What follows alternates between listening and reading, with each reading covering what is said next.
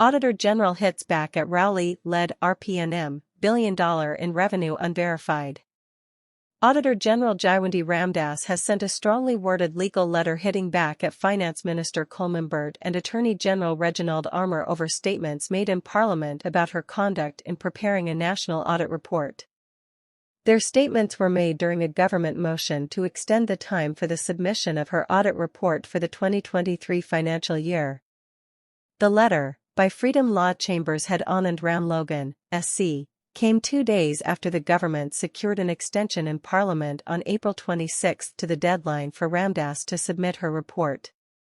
On April 26, during the parliamentary debate, Burt said the revenue for fiscal 2023 was mistakenly understated by $2.6 billion in his ministry's report to the Auditor General in January. He said the discrepancy was caused by challenges in processing tax refunds with a new electronic system. He said the error was discovered after the January 31 deadline for submissions, and the ministry alerted the Auditor General. He said despite meetings, Ramdas declined to accept updated accounts, but later reversed that decision. However, he said when Ramdas's final report was produced, it was not based on the updated accounts.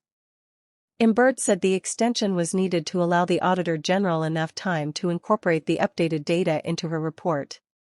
Also on Friday, in response to Burt's claims during debate on the motion, opposition leader Kamla Persad-Bissessar claimed Ramdas was pressured into accepting the updated data from the Finance Ministry after she initially declined to do so. Persad-Bissessar said, "I am being told that the Auditor General was being pressured to accept these accounts. I am also being told that the Auditor General was sent a pre-action protocol letter, that the Auditor General must accept these accounts." Colman-Burt. I'm further being told that after the pre-action letter, the Auditor General did consider the supposedly corrected numbers, supposedly, and still, she couldn't find any evidence of this $3 billion in revenue. Attorney General Reginald Armour later confirmed that a pre-action protocol letter was sent to the Auditor General. He said it was in response to senior Treasury officials being barred from entering the office of the Auditor General when they tried to deliver the updated figures earlier in April.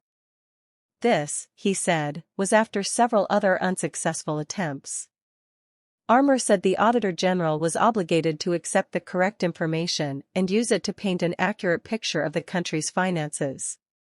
On Sunday, Ramdas's legal letter, with supporting documents attached, offered a different perspective and listed several concerns which she claimed justified her behavior.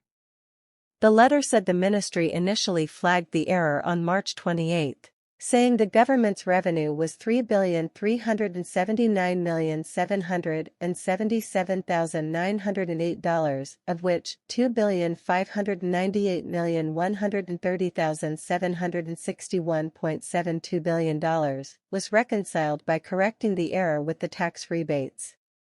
The memo from the ministry admitted that it was unable to account for the difference of $780,499,791.27, but checks were being made. Letters from the Ministry of Finance, MOF, in April lowered the final change of revenue to $2,598,130,761.72. No mention was made of the additional $780 million it was initially unable to account for. The letter also disputed Burt's claim that the new accounts were not taken into consideration. It said while Ramdas was not obligated to accept the new figures after the deadline had elapsed, she did. However, the ministry was unable to produce the relevant financial records and documentation to back up any of the increased revenue figures, be it the reconciliated $2.6 billion or the initial $3.4 billion mentioned. Furthermore, the letter said when the Auditor General received the updated accounts, it was dated January 31, meaning she now had both old and new accounts bearing the same date of submission. Kamla Persad-Bissessar.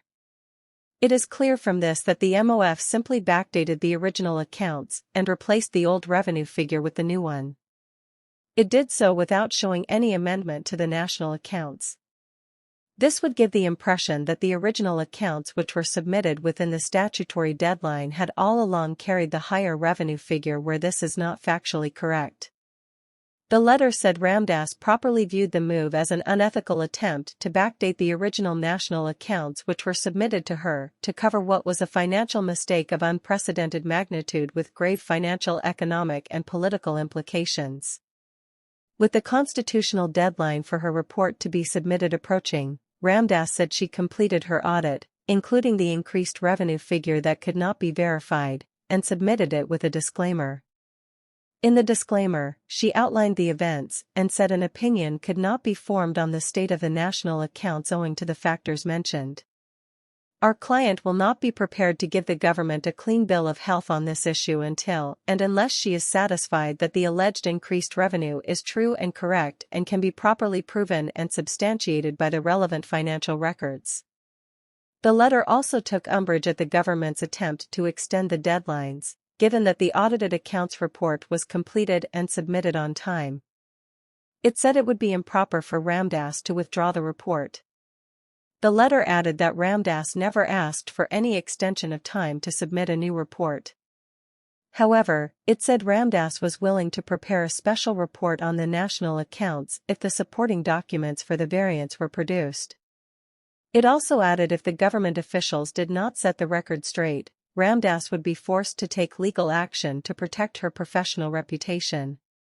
Ramdas has a Master of Business Administration, MBA, from Heriot-Watt University, United Kingdom, and spent the last 30 years working at the Auditor General's office. She was appointed to the substantive role on November 15, 2023, by President Christine Kangaloo.